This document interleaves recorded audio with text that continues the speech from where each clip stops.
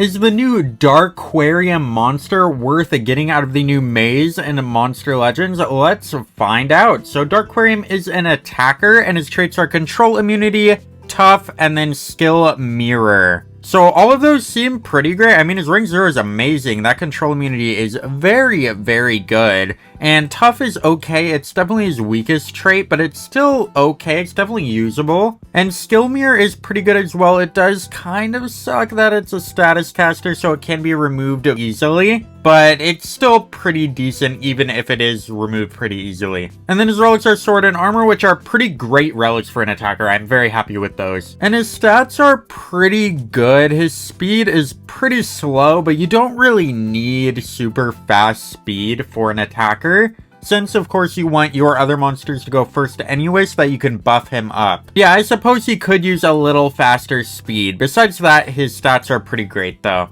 Now let's go on down to the pros and the cons, where we have a metal and a light meta, and it is real funny that it has metal and a light meta as both the pro and the con. Metal and a magic meta is the con. Not only is his element a pro, but it is also a con, which is very funny to me. And honestly, I don't think his element is either. I don't think that can really fit as a pro or a con, just because it's just an element. It doesn't really matter too much. This game really isn't that reliant on elements at all. It doesn't really matter what element the monster is, it can still be really good. So yeah, I would not worry about the element at all, especially since it just kind of puts it in the pro and the con, which doesn't make any sense at all. And then we have a nice stats except speed and trait, which honestly I think his trait is pretty good. The only con is really that this is a status caster. But besides that, it's a pretty great trait. But yeah, his speed can be a problem, I guess. But honestly, that's not even that big of a deal. Because as we said earlier in the video, you don't really need your attacker to have super high speed, since you want your support to go first anyway, so that it can buff him up before he attacks. But yeah, I suppose in some situations his speed could be a problem. And then he has decent relics, which we did go over. He has access to 4 great tortures in boiling, drown, bleed, and nanovirus, which are all incredible for an attacker, by the way. He has so many good negative effects. Those are all very, very good. Then stamina removal is a decent method of cursing, which not only does he have these, he also has stamina removal, which is incredible. And he has a low cooldowns and stamina cost, which is great as well. So you can just use these moves even more.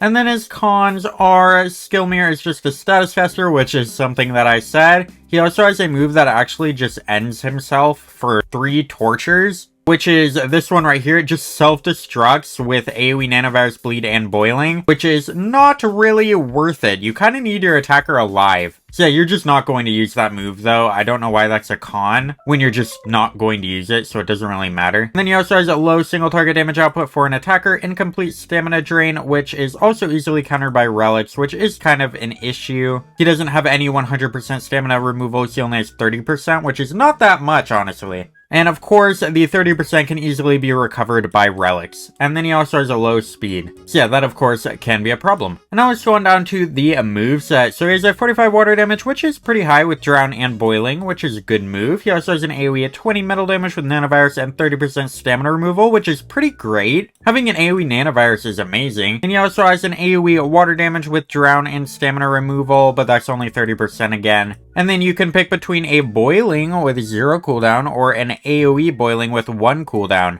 So yeah, cooldowns are definitely not going to be a problem with this monster. Those are all very low cooldown moves. And these stamina costs are also pretty low, as I mentioned up here. So overall, moveset seems pretty great. He has some pretty good negative effects. Every single move has a negative effect, which is great. And some even have 2 with drown, boiling, stamina removal, and nanovirus. Actually, most of them have 2. The only ones that don't have 2 are these ones down here. But yeah, those ones are still pretty good. So yeah, this is going to be a pretty great attacker. His recommended runes down here are 3 strength or 2 strength, 1 speed, 1 team speed. I would definitely go with 2 strength and a team speed just so that you can make sure your other monster goes first, even though this monster is already pretty darn slow. So maybe that speed would actually be better. I would definitely not go with 3 strength though. You definitely want to go with 2 strength, either 1 speed or 1 team speed. I usually run 2 strength, 1 team speed on my attackers, but for this monster, maybe 1 speed could be better, just because he is very, very slow. But yeah, that is completely up to you and up to how you want to use this monster. I just wouldn't go with 3 strength. And then his recommended relics are, of course, these swords right here, which are like the best swords in the game. I would go with the Supreme Sword. That would be my personal pick. And then there are also these armors right here as well. All of these relics are either ancestral or obsidian. You could, of course, use some diamond ones as well. Even gold ones can work pretty great. But yeah, if you want to get the most out of this monster, you will want to use either an ancient or ancestral, whatever you want to call it, or an obsidian relic. But of course, there are some pretty great diamond ones as well. And then for recommended allies, it does only have ancestors down here, which is kind of unfortunate.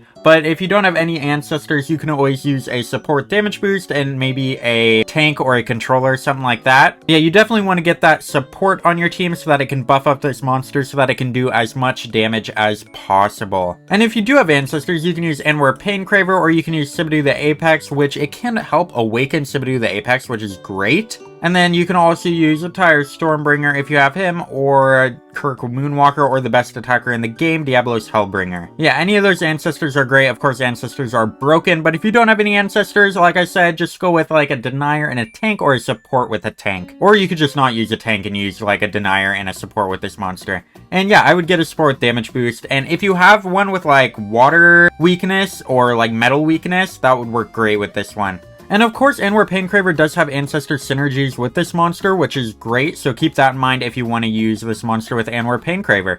But of course, I do know that ancestors are very hard to get, since they do usually cost a lot of money, so just go with whatever you have. And if you want to counter this monster, you can use a magic and thunder attacker, or a magic or thunder attacker. And they can work really well. They can just kill this monster pretty easily. Pretty much anything with a higher speed can go first and just kill this monster. So keep that in mind if you want to go up against this monster. You could also always use a revive move after you use this move if you are using this move. And that could be pretty good, honestly. But if they do have anti-revive, you're just kind of screwed. But yeah, if they don't, you could use this move in your moveset along with a monster with revive or resurrect. So yeah, keep that in mind. That might be interesting to play around with. That could be really fun. So let me know down in the comments if you guys have any good ideas for this monster though, or any good teams that you're going to use and how you're going to set it up with its moveset and everything. And yeah, go ahead and get it out of the maze. Of course, mazes aren't super easy to do, but they're still definitely doable. So let me know down in the comments if you guys are going to get this monster and how you're going to use it. And I'll see you guys on the next one. Over to like, share, and subscribe. Goodbye.